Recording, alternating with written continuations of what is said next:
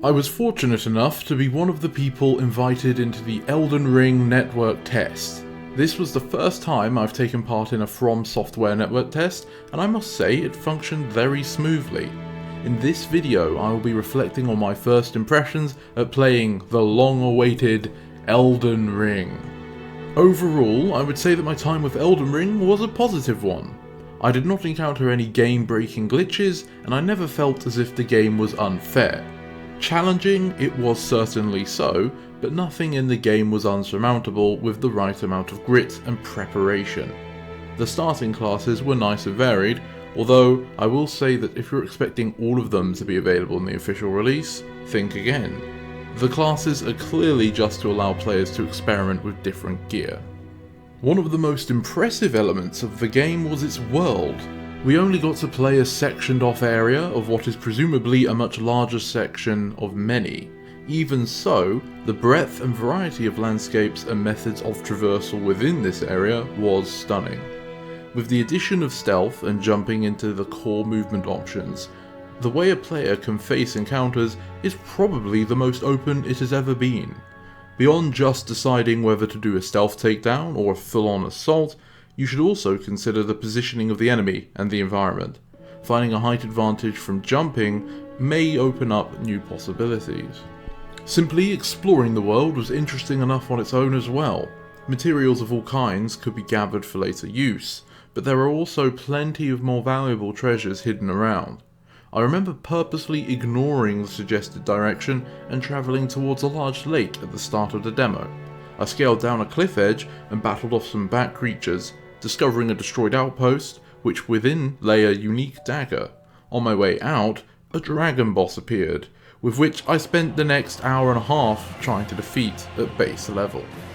The dragon fight was amazing in its own right. Its fire breath would scar the ground and set vegetation ablaze. Just by moving, it toppled down trees in its wake. You could really get a sense of this creature's dominating presence as you skulked around in the mud. Due to how this boss takes place in an open environment, the encounter felt a lot more dynamic than the typical Souls boss. A cliff edge crested part of the arena, and the dragon would be capable of scaling its surface with its natural movement instead of requiring a scripted animation. It would also try and hunt the player if you were nearby, even when not in active combat, which at times could become rather intimidating. The open terrain had more than just bosses though. Numerous locations would have some kind of quirky occurrence. A beach, for example, has a group of strange serpent-like abominations which shared the sands with an invisible critter darting around some stones.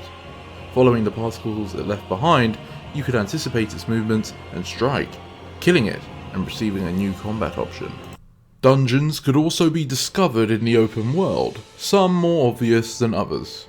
These were excellently paced challenges which were far more reminiscent of a traditional Dark Souls area, except that they are just pieces of a larger open world. Out of the 3 I discovered, all of them had rare items and ended with a boss. If that is what should be expected from all the dungeons in the full release, I would be thoroughly impressed. The day and night cycle was another element I was interested to see within a Souls game.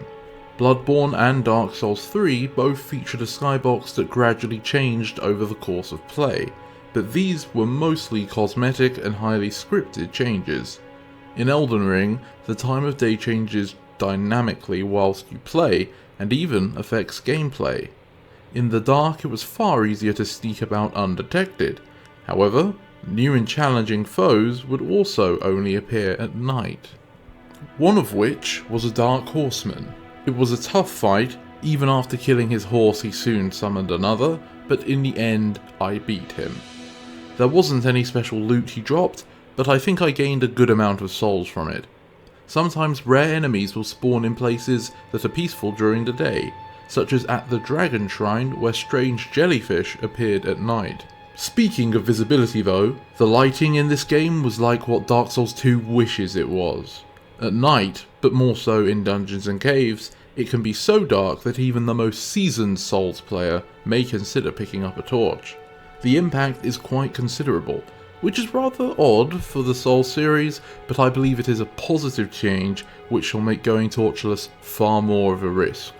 Elden Ring's network test also confirmed my hopes that the open world would feel close to the interconnected masterpiece of Lordran. Of course, I only got to experience a snippet of the world space, so there were not any elaborate shortcuts, but in terms of how areas flow into one another and in multiple ways at a time, it was very reminiscent of the original Dark Souls, which is a quality I praised in one of my previous videos about non-linearity. Being able to level up at a bonfire without having to load to and from a hub world was also a well-welcomed return to form, which helped keep the momentum of the game going. Considering the size of the map, it's a good thing that we do not have to travel it all on foot. Torrent, the summonable horse, granted a significant boost to mobility. I like how you don't have to wait for the horse to show up like in other games, as it makes them less viable mid-combat. Here the horse can even help change a combat encounter from a more patient duel to a joust. When trying to land attacks from horseback, I found it quite difficult to connect a hit, but ultimately the riding mechanics worked well enough. The flow of combat in Elden Ring felt fantastic. Enemies react to how you approach them and can have a variety of different behaviours depending on what kind of enemy they are. The weapons were all precise and clear on when they would deal damage, both for you and your foes, which often created many moments of hair-thin dodges and satisfying direct hits. The addition of jumps helped free up the positioning of the player to create more expressive movement options. Due to how the enemies are some of the most capable to date, the rolling here is reminiscent of Dark Souls 3, but it is not an exact copy of its spam ability. Something that surprised me was how much more viable shields were in the demo. For a start, you could block heavy hits from bosses without immediately getting guard broken, which means you actually have a reason to block in the first place. But alongside that, you can now perform a counter attack if you press the heavy attack after blocking with your shield. The counter hits with the same posture damage as charge and jump attacks, so landing it can often open up the opponent for a critical hit. These changes make shields more able to keep up with the rolling based strategies than any other Souls game, which I think is great for both build variety and players who just aren't confident with rolling. Worry not though, rolling and general positioning is still just as viable as ever and maintains some clear advantages over blocking. Thanks to how tight the animations and hitboxes are, there are plenty of times where if you remained mobile, you could sneak in some extra hits where blocking would have forbidden you from achieving. Crafting was yet another new feature of Elden Ring. I did not really engage with it too much as none of the recipes I came across interested me, but it provides more options for the player to use should they wish. Spirit summons are in a similar boat. If you can't find another player to help you out, then you could summon a wolf pack instead. The customization and build variety players have access to through Arts of War is nothing to scoff at. Being able to assign most weapons with your choice of a special move really allows you to craft the weapon you want to wield. Additionally, Arts of War can infuse your weapon with different damage types and stat scaling if you choose, which further extends the player's ability to design their playstyle. I'm excited to try out all sorts of hybrid builds in the full release. Discovering that Power Stance also made a return from DS2 led to witnessing an exciting selection of dual-wield movesets. I'm confident that the requirements to Power Stance weapons in this game has been lowered from Dark Souls 2, which is good because it was an unnecessary hurdle in my opinion. Power Stance used to suffer from having terrible movesets that were outperformed by using a single weapon 99% of the time. In Elden Ring, Power Stance gives viable movesets reminiscent to Dark Souls 3's cool dual weapon attacks, but maintaining the ability to choose the weapons involved like in DS2. Magic was also given some attention, and boy was it about time. Despite how flashy spells were made to be in Dark Souls 2 and 3, they were always far worse than just getting a good weapon and spamming attacks.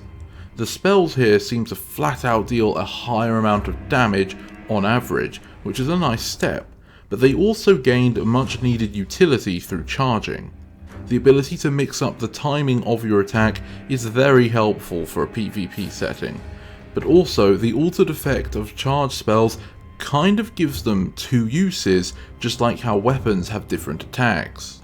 I will say that sorceries are probably the weakest of the magics in the demo. They may look impressive, but they still have a huge startup time that makes them quite impractical for intense combat. Some spells, like the Bubbles one, don't deal nearly enough damage to compensate for the sheer luck or stupidity required to even hit someone with them in the first place. Pyromancy being merged with miracles was odd at first, but honestly this just helps make both more viable, so I don't mind it. They are definitely far more effective than the sorceries and were plenty of fun to use. My main hope for magic is that it's not nerfed in the final release. For once, it would be nice if magic could be viable. Another element that may need some boost in viability were the greatswords. They never felt like there was a good reason to ever actually use a greatsword in Elden Ring. The attacks are slow and drain a lot of stamina, whilst not dealing enough damage to compete with more hits from faster weapons. In PvP, they were all but useless, as nothing can guarantee a hit and they can't properly punish sloppy rolls from players. Please improve greatswords for the full game. And of course, I couldn't talk about Elden Ring without talking about its boss battles. These were without a doubt the highlight of the experience for me. I spent most of my playtime battling the dragon and tree sentinel bosses because they were just so much fun to challenge.